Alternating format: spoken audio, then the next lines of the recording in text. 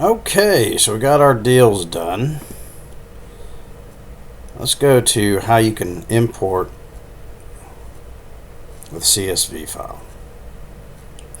So if you're coming from another DMS system, it's real simple. You just export your current inventory into a CSV Excel spreadsheet, and we come in here, we'll import it for you. And we'll fill out all the missing descriptions and all that other thing, all the stuff that needs to be done. We'll get the inventory running right. If they've got an XML file, any type of file.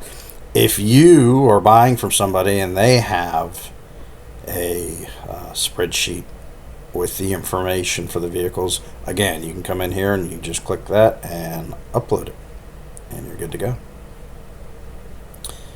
Takes, depending on the, if you've got 50 cars, it's going to take 3 minutes or so, maybe even less. So it's pretty instantaneous and simple. If ever you need something else to be able to import into here, just let us know. We'll get it added. But this is how you import through spreadsheets and other things to your inventory.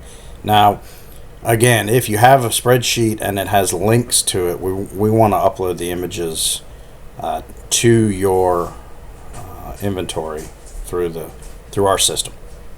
And the reason being is that many of the other systems hold the images on their own server. They technically own the images, and those links will break and will not work when you get away from them.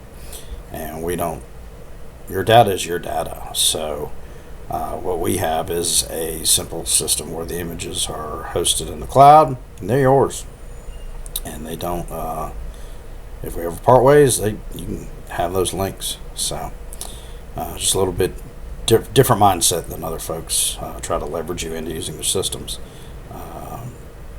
But this is it. This is the import. Very, very simple, very easy. And if you ever have a question, let us know. Next, we'll go on to your team, adding members to be able to use the system.